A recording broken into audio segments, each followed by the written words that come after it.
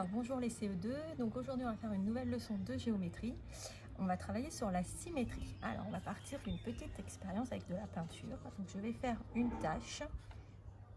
Voilà. Je vais un petit peu étaler. Hop, voilà. Et je vais plier ma feuille en deux. Je vais appuyer un petit peu. Et je vais rouvrir. Là. Et je me rends compte, donc s'il y avait un peu plus de peinture, que ces deux taches, on dit qu'elles sont symétriques. Et ce qui est au milieu, là où j'ai plié, ça s'appelle l'axe de symétrie. Et mes deux dessins se superposent l'un exactement sur l'autre. Ah, je vous remonte bien. Voilà. Je vais faire un autre dessin un peu plus... donc par exemple, je vais faire un 3 à la peinture encore.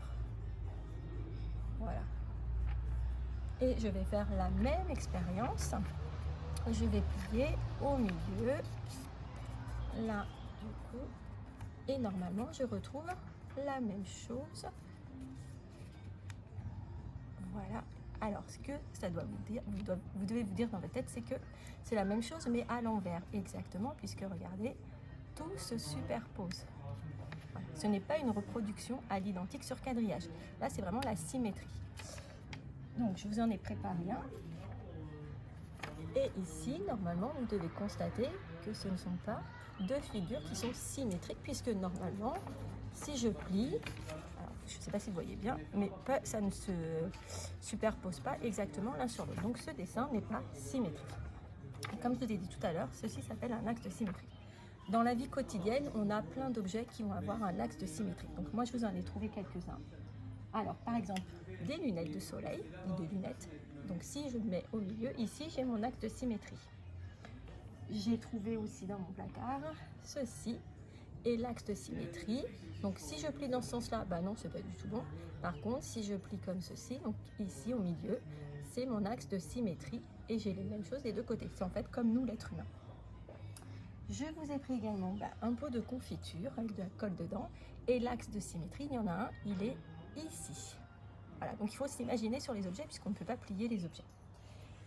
Et enfin, j'ai trouvé encore ceci. Alors l'axe de symétrie ici n'est pas n'importe où puisque vous voyez ici qu'il y a une petite ouverture. Donc mon axe de symétrie, il va être comme ceci ici.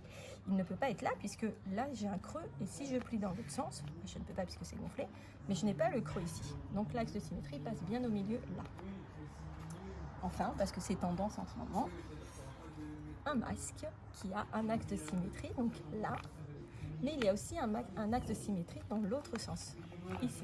Donc il y a des figures ou des objets qui peuvent avoir plusieurs axes de symétrie. Et enfin, le dernier de la vie quotidienne un petit peu, je vous ai trouvé cette petite coccinelle. L'axe de symétrie, alors est-ce que je pourrais mettre ici comme ceci? Non, puisque du coup là, elle n'a pas la tête deux fois, donc ça se plie, ça se coupe dans ce sens-là.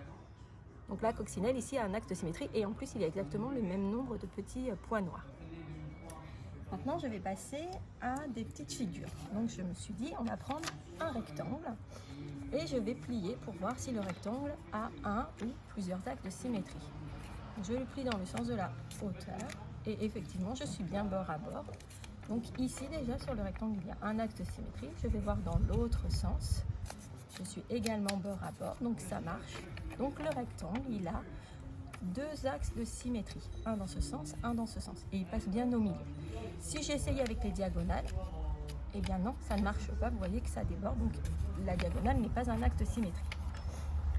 On va essayer maintenant avec le carré. Donc le carré, je vais plier bien bord à bord.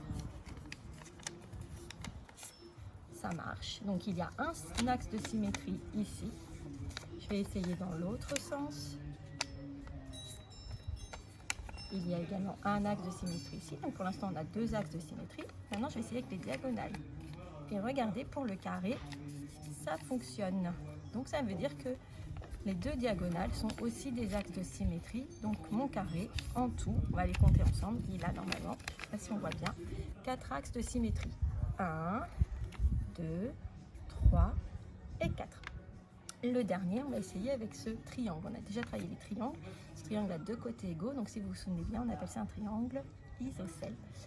Alors, si je le plie comme ça, est-ce que j'ai la même chose des deux côtés? Pas du tout. Donc, ce n'est pas un axe de symétrie. Je vais le plier dans ce sens-là. Et là, effectivement, ça marche tout à fait. Donc, il y a un axe de symétrie ici pour ce triangle isocèle. Voilà.